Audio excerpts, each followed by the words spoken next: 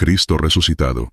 En uno de los cuarteles del ejército en el estado de Puebla, circula desde hace años una historia que nunca se incluyó en los reportes oficiales, pero que todos los veteranos del batallón conocen. Ocurrió en una madrugada nublada, en la temporada de prácticas intensivas. Aquel turno estaba asignado a una compañía recién formada. Jóvenes soldados, en su mayoría con menos de un año de servicio activo, vivían entre la tensión de los entrenamientos y la incomodidad de compartir literas con desconocidos. Una noche, durante una de las maniobras nocturnas de patrullaje interno, se reportó un accidente. Un soldado resbaló en uno de los muros perimetrales, cayendo de espaldas contra el cemento. Aunque fue trasladado al área médica del cuartel, sus heridas internas resultaron fatales. La noticia corrió rápido entre los pelotones. Nadie supo bien qué ocurrió. Algunos dijeron que el joven estaba corriendo cuando tropezó con uno de los cables sueltos, que nadie se había tomado la molestia de reparar. Otros aseguraron que fue un desmayo repentino. El informe médico solo registró trauma cráneoencefálico.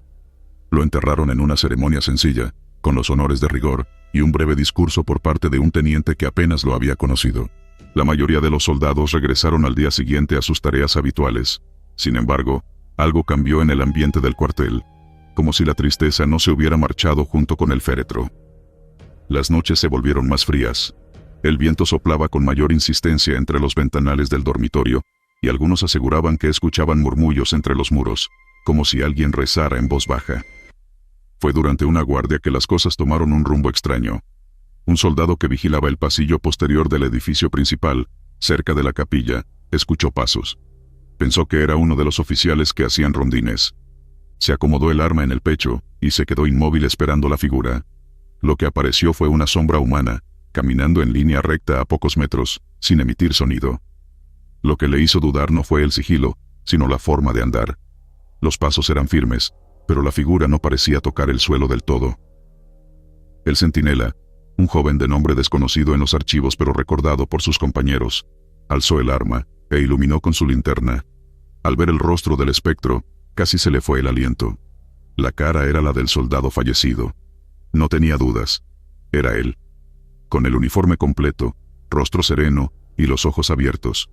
No parecía sangriento ni agresivo. Al contrario, su expresión era casi pacífica. El centinela no disparó. Lo siguió, con el corazón golpeando en el pecho, mientras la figura cruzaba los muros del pasillo, hasta llegar a la zona donde antes hacían formaciones nocturnas. Allí, se detuvo, y en un segundo, desapareció como si se hubiera disuelto en la neblina. El joven entró en crisis. Corrió hasta el área de guardia y pidió relevo. Nadie le creyó del todo. Unos se burlaron, otros prefirieron no opinar, pero los rumores comenzaron a correr. Alguien más lo había visto. Una semana después, otro compañero reportó que, en la madrugada, al pasar cerca del almacén de armamento, notó que la puerta estaba abierta. Al acercarse, notó que una figura encapuchada caminaba lentamente entre los estantes. Encendió la lámpara de mano y lo iluminó. Nuevamente, la silueta del soldado muerto apareció por un instante antes de desvanecerse. Fue entonces cuando alguien recordó una frase que el joven solía repetir en vida. «Aunque me muera, yo regreso si mis camaradas me necesitan». Era una especie de broma entre el grupo, una expresión que decía cada vez que los entrenamientos se ponían duros, o cuando alguien amenazaba con renunciar. Esa frase se volvió eco entre los soldados. Comenzaron a llamarlo el Cristo resucitado, no por cuestiones religiosas, sino por la forma en que apareció. Sereno, vigilante, como si protegiera al pelotón desde otra dimensión. En los siguientes meses, cada aparición estuvo ligada a situaciones extrañas. Una noche en que los sensores de movimiento se activaron sin motivo en la zona trasera, los soldados enviados a inspeccionar aseguraron haber visto una sombra parada junto al asta bandera, mirando al horizonte.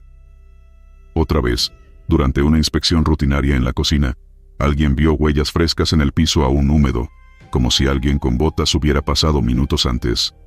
Las cámaras nunca registraron nada concreto. El coronel del cuartel, lejos de fomentar el miedo, ordenó una misa en honor al soldado. Fue discreta, sin mayores anuncios, solo para el personal activo. Se dijo que era un gesto de respeto, pero los más creyentes aseguraban que era un intento de liberar el alma del joven. No funcionó del todo. Hubo quienes, en la oscuridad de la madrugada, afirmaban haber sentido una mano sobre el hombro cuando estaban a punto de dormirse en su turno. Otros decían que, en los días de neblina, Una figura vigilante se asomaba por las ventanas del edificio viejo, donde ya no se asignaban dormitorios.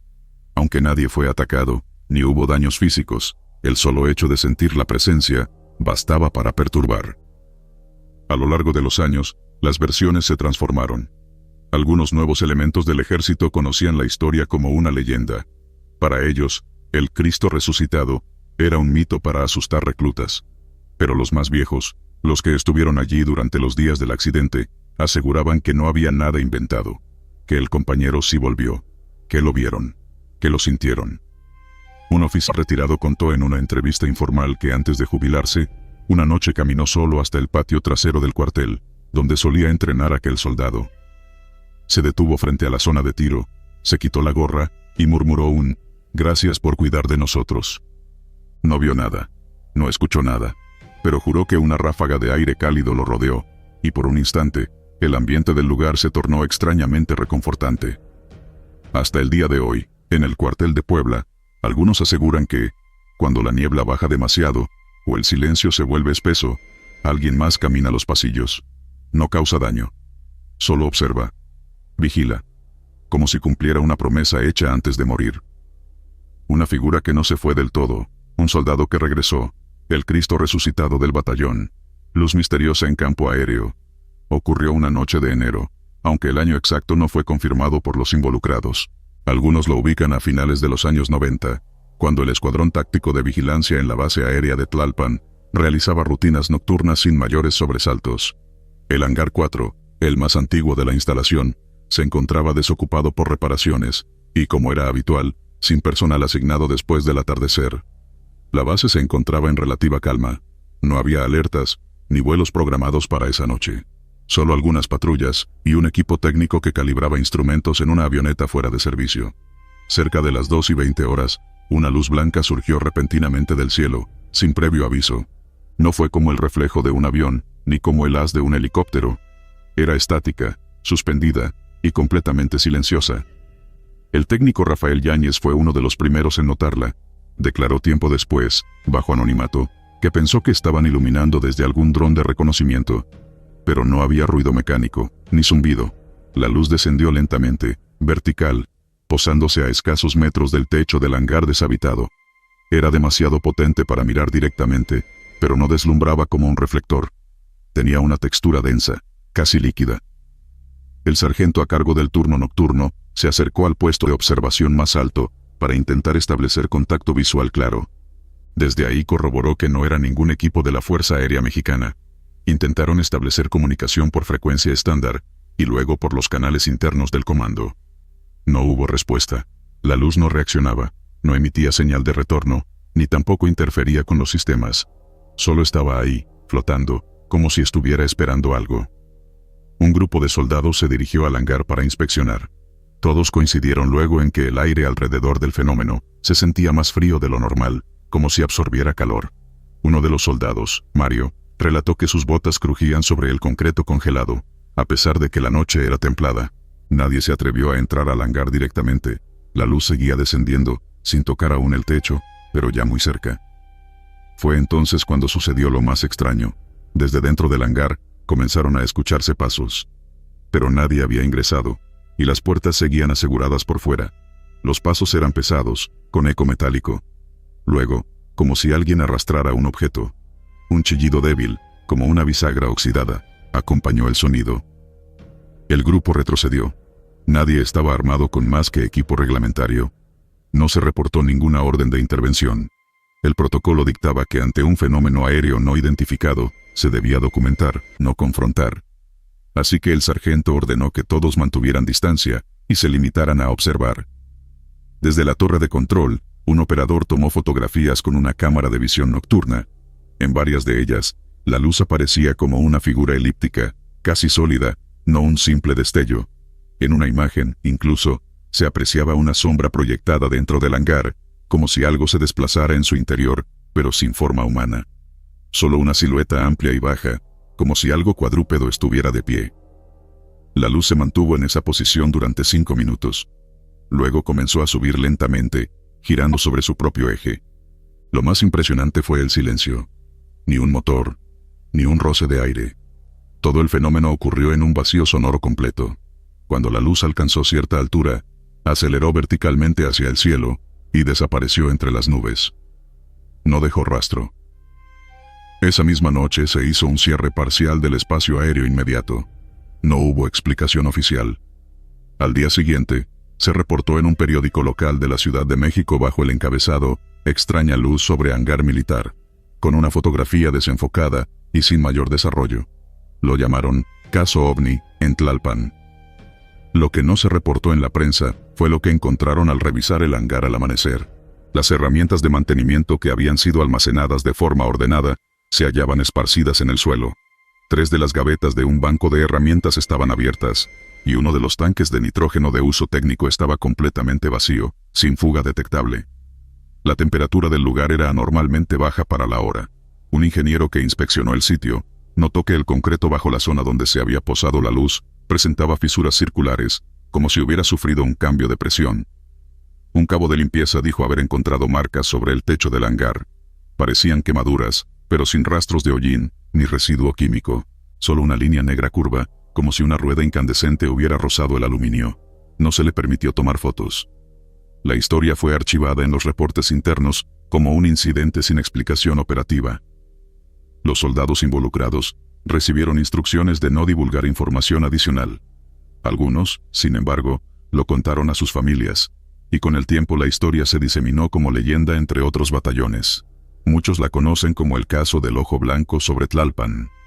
Varios años después, otro técnico del mismo escuadrón, ya retirado, mencionó en una entrevista para un canal independiente que esa no fue la única vez que vieron luces en la base. Según él, al menos 3 veces más se reportaron fenómenos similares, en horarios distintos, pero sin tanta intensidad. Todos fueron descartados por las autoridades, con luces de avión reflejadas por humedad, o errores ópticos, aunque ninguno de los testigos estuvo de acuerdo con esas explicaciones. En 2019, un periodista de investigación logró obtener copia parcial del informe técnico original por medio de una solicitud de transparencia. El documento no contenía nombres, pero sí las coordenadas exactas, la hora del fenómeno, y una descripción breve. Objeto luminoso sin registro aéreo, sin firma térmica activa, no responde a señales estándar, posible anomalía atmosférica. Pero ninguna mención a los pasos en el interior, las marcas en el piso, ni las herramientas desplazadas. Algunos ufólogos han relacionado este caso con otros avistamientos reportados en instalaciones militares mexicanas en los estados de Sonora y Veracruz, donde se menciona la aparición de luces similares, que también se aproximaban a zonas deshabitadas y desaparecían con igual rapidez. Sin embargo, el caso Tlalpan se distingue por el número de testigos y la documentación visual obtenida, aunque nunca liberada al público. Hoy en día, el hangar 4 sigue en funcionamiento, y se rumorea que nadie quiere hacer guardia en ese lado de la base cuando cae la noche. Algunos soldados nuevos, sin conocer la historia completa, aseguran sentir incomodidad al pasar por esa zona, como si una energía distinta los vigilara desde arriba. Aunque el tiempo ha pasado, los que vivieron esa noche en la base aérea de Tlalpan todavía recuerdan con detalle la luz que bajó del cielo sin hacer ruido, y cómo durante esos minutos todo pareció detenerse.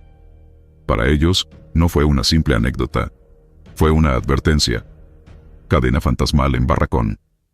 En el cuartel militar ubicado en una zona rural de Guanajuato, varios elementos del destacamento empezaron a notar una serie de ruidos inusuales provenientes del área de la cocina. Al principio, pensaron que se trataba de algún animal atrapado o de tuberías viejas que crujían por el cambio de temperatura nocturno.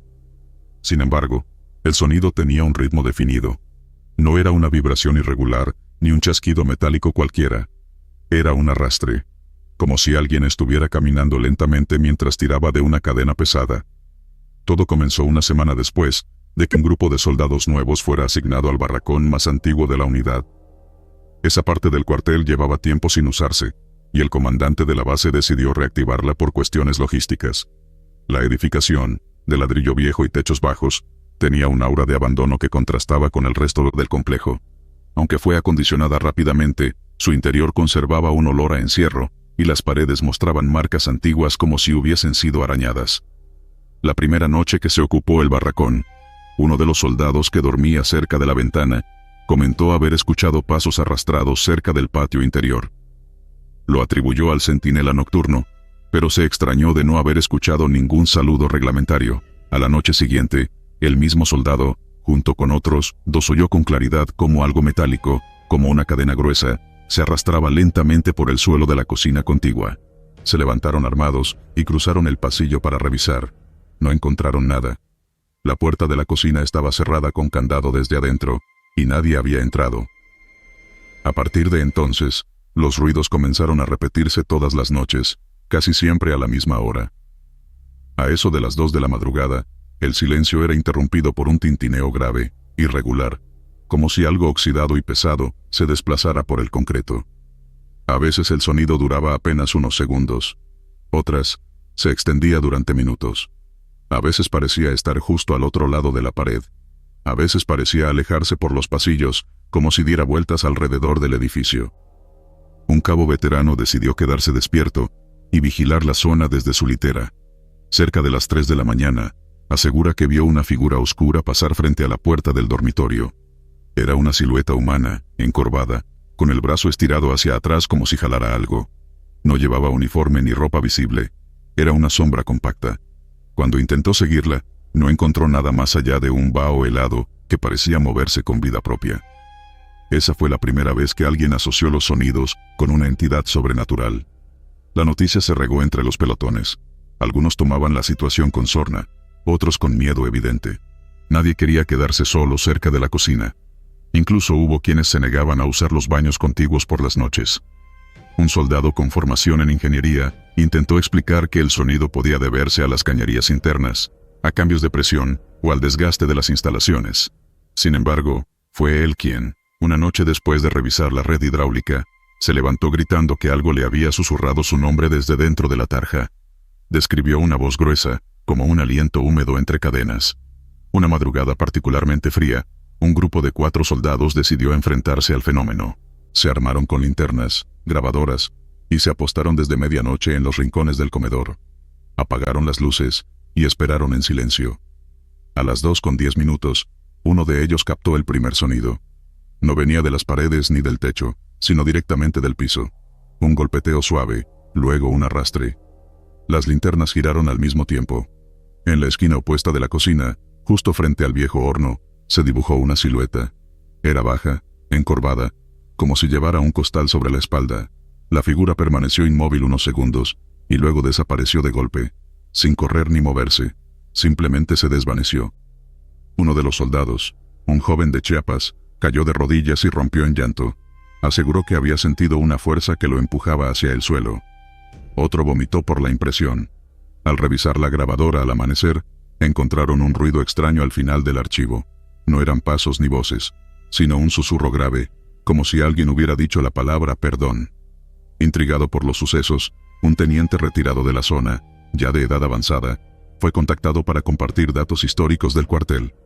Según sus palabras, durante los años 30, ese terreno había sido utilizado como prisión militar provisional. Muchos de los prisioneros, principalmente desertores y criminales de guerra, fueron encerrados y ejecutados sin juicio. Se decía que uno de ellos, apodado el Presidiario, había intentado escapar usando una cadena que robó del almacén, pero fue recapturado y linchado por sus propios compañeros. Su cuerpo fue enterrado clandestinamente cerca de la cocina, pues las celdas colapsaron después por una inundación. Los registros oficiales no mencionaban nada. Sin embargo, algunos papeles viejos recuperados del archivo central mostraban un croquis antiguo donde, efectivamente, figuraba una celda junto al área de cocina, y una anotación que decía, inhabilitado por riesgo de derrumbe restos sin exhumar. Aquella nota avivó los rumores. Los soldados empezaron a referirse al fenómeno como la cadena del condenado. Con el paso de los días, los ruidos cesaron por un tiempo, pero volvieron tras una pequeña remodelación en la zona.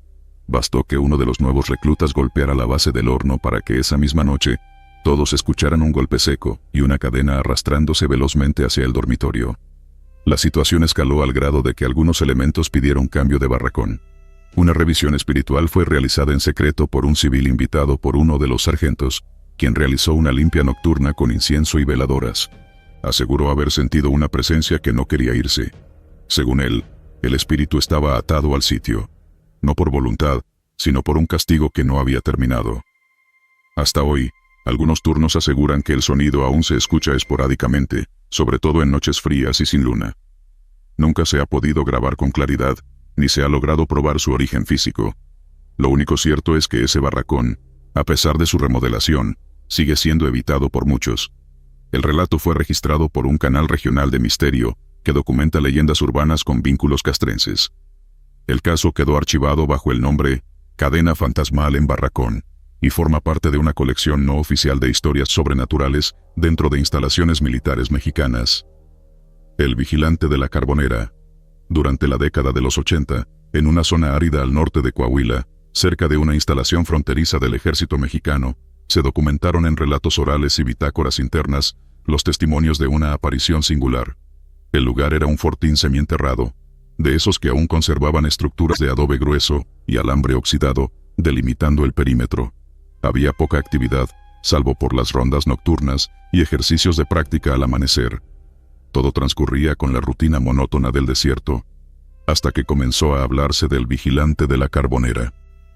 El testimonio más sólido provino de un cabo que, por razones de resguardo, patrullaba el sector más alejado del destacamento, una antigua carbonera que ya no se usaba, enclavada contra una pequeña colina. Esa carbonera era un depósito de piedra negra, casi olvidado, que en su momento sirvió para abastecer de combustible los generadores del cuartel. El sitio tenía fama de estar maldito por los pobladores cercanos, quienes evitaban acercarse desde hacía años, aunque sin dar explicaciones concretas.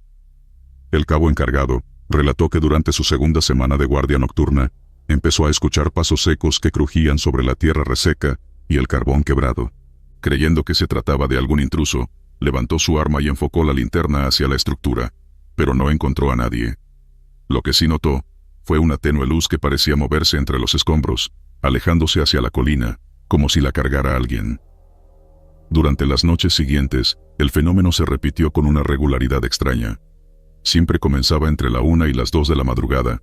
Pasos marcados, el chasquido de botas sobre grava, y esa pequeña luz, similar a la que emiten las linternas antiguas con dínamo manual que nunca apuntaba directamente al cabo, sino que se alejaba con lentitud. El soldado, al principio, intentó perseguirla. Subió varias veces la colina tras la estela luminosa, pero jamás logró alcanzarla. Lo único que encontraba era silencio y viento que silbaba entre los matorrales. A la cuarta noche, lo que cambió no fue el fenómeno, sino lo que escuchó. Mientras avanzaba hacia la colina, creyó oír un murmullo ahogado que repetía su apellido. Era una voz grave, como la de un hombre adulto llamando a través de un radio dañado. El sonido se cortaba y regresaba en oleadas, hasta cesar por completo. En esa ocasión, decidió regresar y reportarlo. Los superiores se burlaron al principio. Le dijeron que seguramente era el eco de algún animal o producto del cansancio. Pero al cambiar la rotación de turnos, otros elementos comenzaron a reportar lo mismo. Pasos, luces, murmullos. Lo más inquietante era que todos coincidían en el lugar exacto donde comenzaban las manifestaciones, justo al lado de la carbonera. Uno de los elementos más veteranos, que había servido en el mismo destacamento más de 10 años atrás, recordó entonces a un soldado raso que murió en aquel lugar tras una explosión de una estufa de campaña durante una helada. El cuerpo del joven fue hallado precisamente en la carbonera, donde había ido a buscar combustible de noche, sin avisar a nadie. En ese tiempo, la tragedia se consideró un accidente menor. No hubo ceremonia, ni se recuperaron efectos personales, solo un informe rápido y el olvido. El hallazgo de esta coincidencia provocó una serie de pequeñas investigaciones internas. El cabo, el primero en reportarlo, accedió a dormir durante una semana, dentro de un refugio improvisado junto a la carbonera. Colocó un pequeño cuaderno de notas, una radio militar y una linterna. Su idea era registrar cada anomalía con detalle. La madrugada del tercer día anotó: pasos, misma hora, luz hacia el oeste, voz incompleta, sensación de que no estoy solo. La madrugada del quinto día, mientras revisaba el cuaderno bajo la luz de la linterna, escuchó pasos más cercanos que nunca. Esta vez no dudó en girar y apuntar con su arma, pero lo que vio lo dejó helado. A unos 20 metros, junto al borde de la carbonera, estaba de pie una figura vestida con uniforme militar antiguo, manchado de negro como por hollín. No caminaba, sino que parecía estar de pie, inmóvil, observándolo. En su mano derecha, sostenía lo que parecía una lámpara oxidada, de las usadas en los años 70, de esas con cúpula metálica. El cabo no disparó. En su lugar, bajó lentamente el arma y preguntó: ¿Qué buscas? La figura no respondió, solo giró sobre sí misma, lentamente, y comenzó a andar hacia la colina. Esta vez no hubo niebla, ni viento, ni distorsión. Todo era increíblemente claro. El militar observó cómo se desvanecía justo al cruzar un conjunto de arbustos, como si lo absorbiera la tierra. Cuando informó el suceso, esta vez fue tomado más en serio, no porque le creyeran del todo, sino porque la bitácora de guardia mostraba alteraciones. La radio del puesto había registrado interferencias, como si alguien intentara comunicarse con códigos antiguos, fuera de protocolo. Lo más curioso fue que una de las transmisiones, al analizarla con atención, emitía una secuencia que coincidía con el número de matrícula del soldado fallecido años atrás. Tras ese evento, las rondas nocturnas junto a la carbonera fueron suspendidas por un tiempo. La zona fue marcada con cinta de advertencia y se ordenó sellar el viejo depósito de carbón. A pesar de ello, quienes fueron asignados a otras áreas cercanas comenzaron a notar luces en la colina, esta vez más altas, como si alguien patrullara desde arriba. Un detalle inquietante es que en las semanas siguientes se reportaron menos incidentes de intrusión o fallos en los generadores. El campamento parecía mantenerse en calma. Algunos soldados, en privado, afirmaban que el espíritu del centinela seguía cumpliendo su deber, velando por la seguridad del destacamento, aunque ya no perteneciera a este mundo. Un año más tarde, el cabo fue transferido. Antes de irse, dejó un mensaje anónimo en el tablón del comedor. Hay que respetar al que vigila en la carbonera. No busca hacer daño, solo quiere que nadie muera como él. La nota fue retirada al poco tiempo, pero varios jóvenes que entraron al escuadrón después aseguran que, en noches muy silenciosas, aún puede escucharse a alguien caminar con botas pesadas entre el polvo negro. Y que si uno presta suficiente atención, verá la luz tenue de una linterna oxidada cruzando el cerro. Desde entonces, los veteranos del fuerte fronterizo solo dicen una cosa: no mires directamente al vigilante. Él está en paz, déjalo pasar. Ráfaga de aire helado. En 2009, durante una operación de vigilancia en la Sierra de Jalapa, un grupo de militares de infantería fue asignado a una zona montañosa que había sido ocupada por grupos delictivos días antes. La orden era sencilla: establecer un perímetro seguro en un claro cercano a un arroyo seco y mantener presencia durante la noche. Era una zona difícil, aislada, y las noches caían sin aviso entre árboles altos que ocultaban incluso la luna. No había comunicación por radio estable. Se trataba de una misión corta, pero exigente. La primera noche fue tranquila. Solo se escuchaban los ruidos típicos del monte, grillos, ramas que crujían por el viento y algún murmullo lejano de fauna silvestre. Sin embargo, la segunda noche, cuando el clima se tornó más húmedo y el cielo se cerró en nubes negras, el ambiente cambió radicalmente. Aproximadamente a las 2 de la madrugada, mientras los centinelas hacían cambio de turno, una ráfaga de aire helado cruzó de repente todo el campamento. No era una brisa común, sino una bocanada cortante y antinatural, que hizo crujir la lona de los catres y apagó una de las lámparas de gas, sin razón aparente.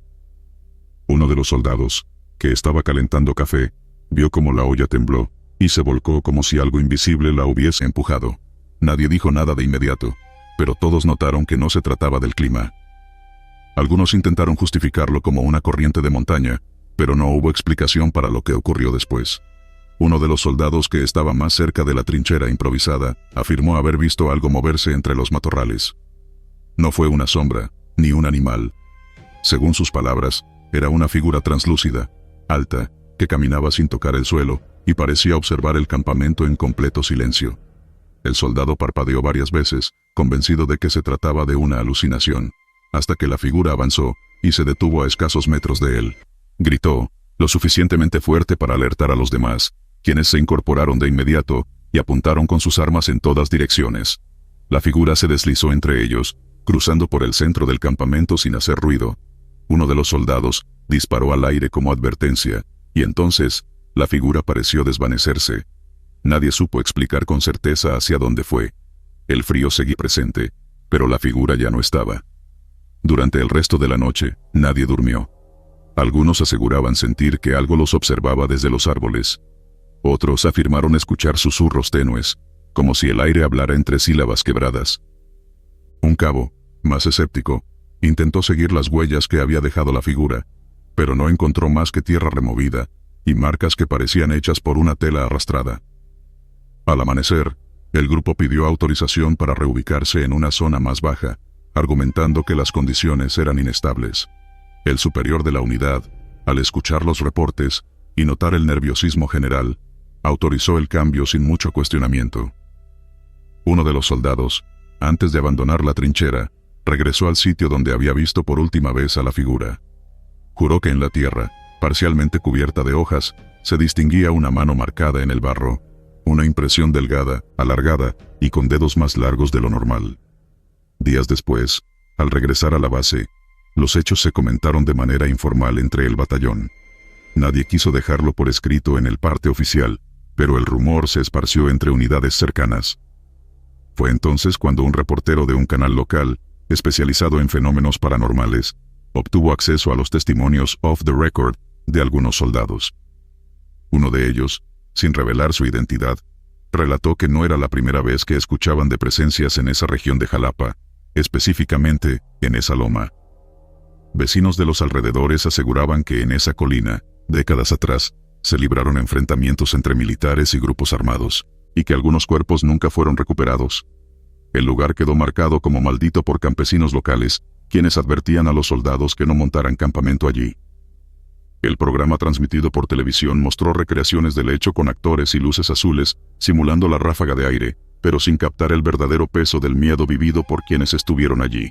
Varios soldados que participaron en la misión se negaron a hablar más del tema, convencidos de que algo inexplicable los había rodeado durante esa noche. Años después, algunos elementos que participaron en aquella operación confesaron que jamás volvieron a acampar en zonas boscosas sin colocar cruces improvisadas o veladoras. Uno de ellos, ya retirado, dijo que no podía olvidar la sensación de ser atravesado por una corriente helada, que no venía del cielo ni del suelo, sino de una presencia consciente. Lo describió como un frío que no se quitaba con cobijas ni con fuego, un frío que se metía en los huesos y en la mente. No hubo más misiones oficiales en esa parte de la sierra, al menos no con pernoctas. El área fue reclasificada como zona de paso, y ningún pelotón volvió a instalar un campamento allí. Algunos jefes lo atribuyeron a riesgos logísticos o a la dificultad de acceso, pero los soldados que estuvieron esa noche lo entendieron diferente. La figura translúcida nunca fue identificada, no dejó pruebas físicas más allá de una marca en la tierra, y el temor incrustado en la memoria de quienes la vieron. Algunos la llaman el centinela invisible, otros creen que es el alma de algún soldado caído, que aún recorre la montaña cumpliendo órdenes que nadie más escucha. Pero todos coinciden en algo. Aquella ráfaga de aire no fue viento, fue una advertencia, una que ninguno olvidó. Halcón caído. Durante un ejercicio aéreo programado en las montañas del norte de Coahuila, 3 aeronaves de reconocimiento del ejército mexicano mantenían formación baja sobre una ruta definida entre los cañones. El clima era claro, sin interferencia atmosférica. Eran las 17:32, según consta en la bitácora del teniente a bordo del primer helicóptero. A esa hora, el copiloto advirtió un objeto en descenso abrupto a varios metros delante de ellos. Al principio, se pensó que era un dron o basura aeroespacial, pero al acercarse quedó claro que se trataba de un ave de gran envergadura. El halcón, de proporciones anómalas, más grande que cualquier especie reconocida de la región, descendió como si hubiera sido abatido por una fuerza invisible. No batía las alas, solo cayó. Los 3 pilotos lo vieron estrellarse contra una formación rocosa. El impacto fue seco, audible incluso con los motores funcionando. Sorprendidos por lo que parecía un suicidio animal, los helicópteros giraron para hacer un barrido visual de la zona. No había señal de sangre, plumas, ni cuerpo. A los pocos segundos, los sensores térmicos del helicóptero líder marcaron una firma de calor justo encima del lugar donde había caído el ave. Pero lo que apareció no fue lo que esperaban. Desde el mismo punto emergió de nuevo el halcón. Esta vez volaba. Lo hacía en círculos, ascendiendo con movimientos lentos, como si estuviera vigilando a las aeronaves. Ninguno de los pilotos supo cómo explicar que un animal, aparentemente muerto al caer, se desplazara nuevamente por los aires sin señales de daño. Una de las aeronaves intentó acercarse.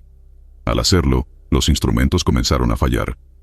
El altímetro oscilaba sin razón aparente, las brújulas digitales perdían la orientación, y una interferencia constante se escuchaba por los auriculares. El operador de radio intentó comunicarse con la base, pero la señal desapareció por completo durante 3 minutos. Mientras tanto, el halcón seguía sobrevolando a baja altura, trazando patrones que parecían responder al movimiento de los helicópteros. Cuando finalmente decidieron retirarse del perímetro, la figura del halcón tomó altura repentinamente y se elevó hasta perderse entre las nubes. Al momento exacto en que desapareció, las comunicaciones volvieron, los altímetros se estabilizaron y la navegación se normalizó. Nadie habló durante varios minutos. Cuando llegaron a la pista de aterrizaje, los 3 equipos bajaron en silencio. En el reporte de la misión, que más tarde fue filtrado por un técnico de mantenimiento, los 3 comandantes coincidieron en los mismos detalles. Ave de gran tamaño, caída inexplicable, resurrección aparente, interferencias electrónicas, desaparición. El informe fue archivado sin mayor investigación, aunque una nota al pie hecha por un superior del área de inteligencia aérea lo clasificó como visión espectral de un ave de presa y ordenó no dar declaraciones públicas sobre el incidente.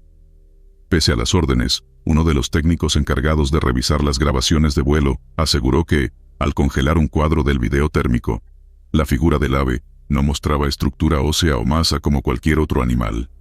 Lo describió como un cuerpo sin densidad reconocible, compuesto solo por energía en movimiento. Aquella imagen fue retirada inmediatamente de los archivos y reemplazada por una versión sin anomalías visibles. Tiempo después, un piloto retirado que participó en aquella operación declaró off the record que no era la primera vez que algo así ocurría.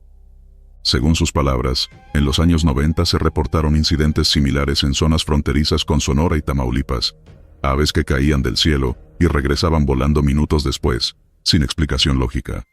Todos esos sucesos terminaron registrados con términos ambiguos como interferencia atmosférica, fenómeno térmico o alucinación colectiva. Lo más inquietante ocurrió semanas más tarde. Uno de los tripulantes que había presenciado al halcón comenzó a reportar sueños constantes en los que el ave lo seguía por el aire, siempre en círculos, siempre en silencio. Su esposa aseguró que hablaba dormido, repitiendo una sola frase: «Todavía está ahí arriba». El militar pidió su baja definitiva por razones médicas no especificadas. Nunca volvió a hablar del asunto. En los años posteriores, otros pilotos de la misma base reportaron haber visto sombras cruzar el cielo en rutas similares. Nunca las captaron con precisión, pero todos coinciden en que las figuras no seguían patrones normales de vuelo.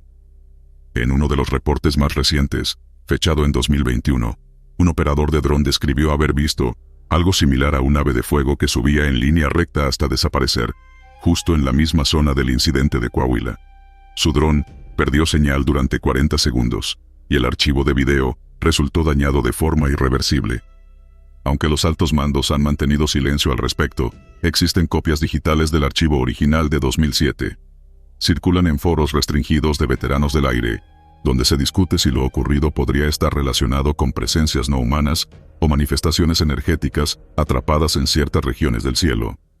Algunos incluso conectan el fenómeno con antiguos relatos indígenas sobre guardianes alados que resucitan tras la muerte para vigilar los pasos de los vivos. No hay confirmación oficial de ninguna teoría. Sin embargo, cada vez que un nuevo piloto pasa por la ruta de reconocimiento en aquella zona del norte, se le advierte, como parte de la tradición oral de la base, que, si ve un halcón demasiado grande para ser real, no lo siga, no lo enfrente, y sobre todo, no lo mire a los ojos si se detiene frente a su aeronave. Porque quien lo hace, dicen, luego lo sueña.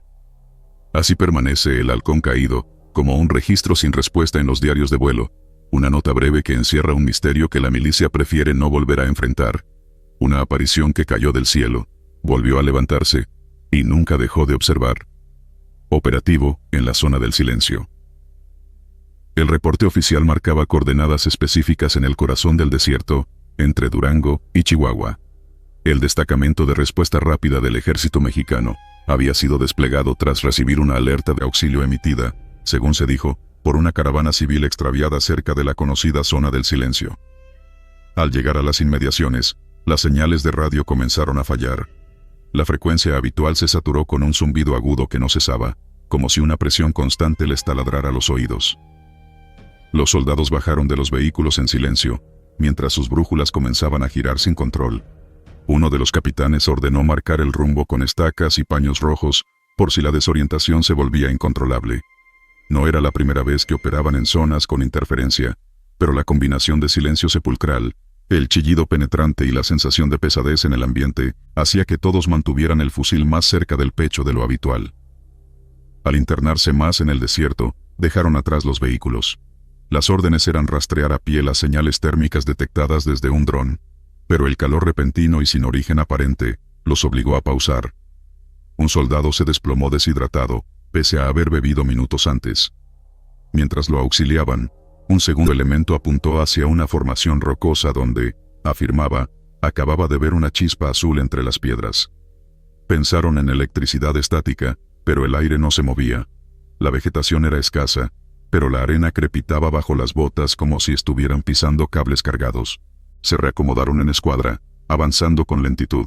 Uno de los tenientes, mientras sostenía el GPS, vio cómo la pantalla se tornaba blanca por completo. Ni señal, ni mapa, ni ubicación. Solo una mancha estática que palpitaba con cada paso que daban. Fue en ese momento que escucharon los gritos. No provenían del grupo. Venían de una dirección imposible, entre dos montículos áridos, donde no se veía movimiento alguno. Las voces eran humanas, y pedían ayuda. Pero cuando los soldados respondieron en voz alta, el eco se multiplicó como si más personas contestaran desde lo profundo del suelo. Algunos soldados contaron después que en ese instante, sintieron una vibración bajo sus pies, como si una maquinaria colosal se activara desde lo subterráneo. Uno juró haber visto salir una figura esquelética de entre las piedras, pero no dijo nada en ese momento, por temor a ser desacreditado.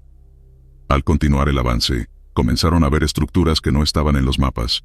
Pilares de roca erosionada, con símbolos extraños grabados en la superficie.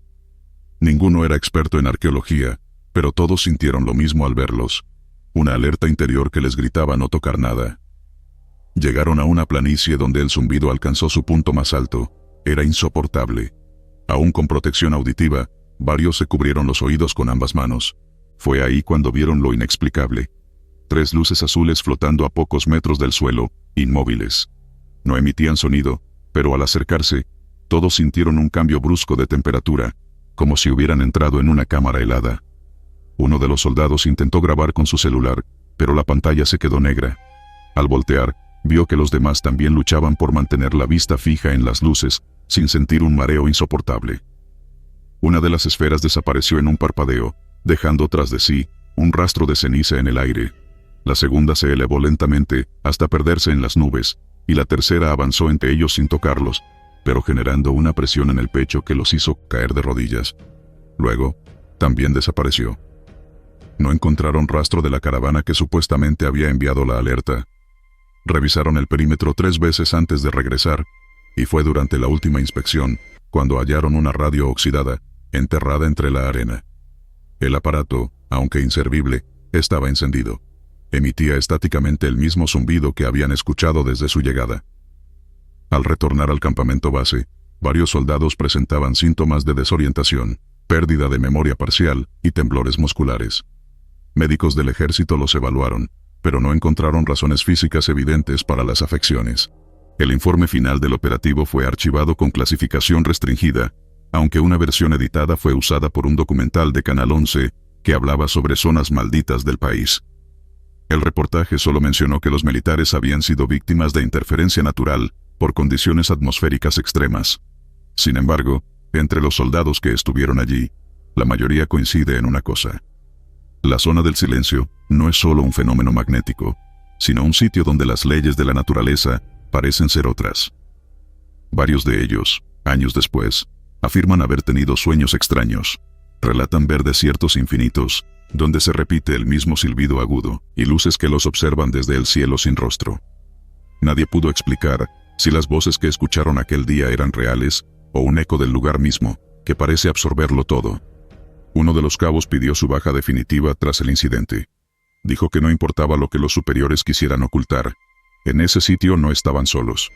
No era cosa del clima, ni del equipo dañado, ni de alucinaciones. Algo los estaba esperando ahí. Algo que solo aparece cuando la brújula enloquece, cuando las radios se convierten en ruido, y cuando se pisa un terreno que no quiere ser tocado. Hasta hoy, el ejército evita volver a esa zona sin justificación de alto nivel. Los que estuvieron ahí aseguran que el verdadero peligro no era rescatar a nadie, sino entender por qué alguien, o algo, los había hecho entrar. Porque nunca encontraron una señal humana, pero sí sintieron, todo el tiempo, que algo los estaba guiando. Velo de ceniza. Durante una práctica de entrenamiento en la ladera oriental del Popocatépetl, un pelotón de infantería fue enviado a una zona de altitud media para hacer reconocimiento de rutas y observar la reacción del terreno en condiciones volcánicas. El aire era frío, y aunque el volcán no mostraba signos de erupción inmediata, los informes advertían actividad moderada. El comandante del pelotón tenía experiencia en ese tipo de terreno. Se trataba de una jornada de ascenso controlado, sin armamento pesado, solo con mochilas tácticas, filtros de aire básicos y equipo de comunicación. Nada parecía presagiar lo que les esperaba a más de 2000 metros de altura. Pasaron la mañana ascendiendo por una vereda angosta, donde los árboles se volvían escasos y las piedras negras comenzaban a cubrir el suelo. Era mediodía cuando el sonido cambió. Un zumbido leve, apenas perceptible, envolvió el ambiente. De inmediato, un rugido sordo sacudió el cielo. No fue una explosión violenta, sino más bien un suspiro largo que emergía desde las entrañas del volcán. El Popocatépetl había expulsado una columna densa de ceniza gris que en minutos comenzó a cubrir todo el flanco del cerro. Los soldados se pusieron las mascarillas improvisadas y bajaron las viseras de sus cascos. La visibilidad se redujo a metros. La ceniza no caía como nieve. Flotaba, danzaba entre ellos, metiéndose en cada rendija, nublando la vista, espesando el aire. Uno de los cabos tropezó con una roca apenas cubierta y casi se va de boca, pero lo sujetaron. Nadie podía ver bien más allá de sus propias manos. Un grito rompió la tensión. Uno de los soldados en retaguardia juró haber visto algo entre las piedras. No era un animal, ni un compañero. Era un rostro. Lo describió como desdibujado, como si estuviera formado por la misma ceniza que caía. Los demás pensaron que el susto y la mala visibilidad le habían jugado una mala pasada. Pero después fue otro, y luego otro más. Uno por uno, empezaron a mencionar que entre las piedras y la ceniza, por breves instantes, se formaban rasgos humanos. Ojos cerrados, bocas entreabiertas, facciones sin carne. Como si el polvo formara rostros por segundos y luego los borrara. Algunos los vieron estáticos, otros juraron que parpadeaban. Una figura incluso parecía moverse cuesta arriba, deslizándose entre la grava sin hacer ruido. El pelotón decidió reagruparse en una pequeña hondonada, al lado de una formación rocosa. Nadie hablaba mucho. Los radios emitían solo estática. Intentaron comunicarse con el puesto base en el campamento, pero las señales no pasaban. Los relojes digitales empezaron a fallar. Uno marcaba que eran las 5 de la tarde, otro decía que apenas era la 1. El tiempo se volvió inconsistente. Mientras descansaban unos minutos, un soldado rascó la ceniza del suelo con la punta de su bota. Debajo, no encontró piedra volcánica, sino algo que le pareció suave. Se inclinó, escarbó con los guantes, y encontró una tela antigua, sucia, como parte de una manta quemada. Al levantarla, la tela se deshizo en el aire, dejando solo ceniza. El suelo no era completamente natural. Más tarde, uno dijo que sintió como si estuvieran parados sobre un entierro masivo. Uno de ellos, el más joven, empezó a llorar sin motivo. Dijo que algo lo observaba desde la columna de ceniza, no desde el suelo. Levantó la vista y señaló hacia una grieta en la roca. 2 soldados se acercaron. Lo que vieron fue una silueta vertical, más oscura que el polvo que la rodeaba. No tenía contornos definidos, pero claramente estaba ahí. Cuando uno de ellos trató de apuntar con una linterna, la batería murió. El otro intentó acercarse, pero sus piernas se sintieron como de plomo. Solo entonces, decidieron comenzar el descenso. Mientras bajaban, notaron que el aire se sentía más caliente, pero no por actividad volcánica, sino como si una respiración húmeda los envolviera. Algunos soldados sintieron que eran seguidos por pasos suaves, pero que no dejaban huella en la ceniza. El pelotón se mantenía en silencio. Solo se escuchaban los roces de las botas y el crujir de las piedras sueltas. A mitad del descenso, uno tropezó. Al caer, rodó cuesta abajo y su casco se rompió contra una piedra. Cuando lo auxiliaron, tenía la mirada perdida. Al recuperarse dijo que, mientras caía, vio bajo la ceniza a decenas de figuras enterradas. Cuerpos sin nombre, sin historia, amontonados en una fosa olvidada. Su voz temblaba. No era el tipo de hombre que solía dejarse llevar por el miedo. Cuando finalmente alcanzaron el nivel más bajo, el cielo ya estaba despejado. No quedaba rastro visible de la nube de ceniza. En el campamento base, nadie había notado la magnitud del fenómeno. Aparentemente, la nube se concentró solo en esa parte del cerro. Los filtros de aire y los informes médicos confirmaron que no hubo exposición peligrosa, pero los ojos de los soldados narraban algo más. No hubo desmayo, pero sí un agotamiento anormal. Las botas y uniformes estaban cubiertos por un polvo que olía a humedad y azufre. Al regresar, el comandante ordenó que el informe oficial solo mencionara interferencia visual por actividad volcánica y pérdida momentánea de comunicación. Nada sobre las figuras, nada sobre los rostros. Pero semanas después, en el diario personal de un capitán retirado, apareció un fragmento breve, escrito a mano. Vi al Popocatépetl abrir sus ojos, no como cráter ni como monte, como una conciencia vieja. No sé si era enojo o vigilancia, pero sí sé que lo que vimos fue real. Aquellos rostros no eran imaginación ni mito, eran advertencias. Años después, el mismo capitán fue entrevistado para un documental sobre leyendas en zonas volcánicas. Aunque mantuvo una postura escéptica en público, dejó entrever algo más con una frase final. Cuando un volcán duerme, no significa que no mire. Los soldados del pelotón aún no olvidan aquel día. Algunos dejaron el servicio meses después. Otros simplemente se niegan a hablar del tema. Pero todos coinciden en que la ceniza de aquel día no era común. Cubría más que la piel. Cubría la verdad de algo que habita dentro del Popocatépetl, algo que espera bajo la tierra negra, entre respiraciones de azufre y nubes sin lluvia. Y cada vez que el volcán lanza una columna al cielo, uno de ellos se queda quieto, observando desde lejos, preguntándose si otra patrulla verá los ojos entre la ceniza. Señales nocturnas. Durante el segundo semestre de 2008, una unidad de infantería fue desplegada en un punto remoto de la selva del sur de Veracruz. El destacamento se encontraba en misión de vigilancia preventiva, por reportes de movimientos inusuales entre los límites de dos estados. La zona era densa, húmeda, y durante la noche, el aire se volvía espeso como si algo invisible se filtrara entre las ramas. Fue en la tercera noche cuando comenzaron los reportes. El soldado encargado del primer turno nocturno regresó al cuartel improvisado. Una serie de lonas verdes atadas entre árboles y camufladas con ramas visiblemente perturbado. Dijo haber visto una luz blanca que destellaba suavemente entre las copas altas, como si alguien moviera un espejo bajo la luna, pero no había luna esa noche. Al principio pensaron que podía tratarse de cazadores furtivos usando linternas con filtros, pero al patrullar no encontraron rastro alguno, ni huellas, ni basura, ni olor humano. La cuarta noche, los destellos se repitieron. Esta vez varios soldados los vieron.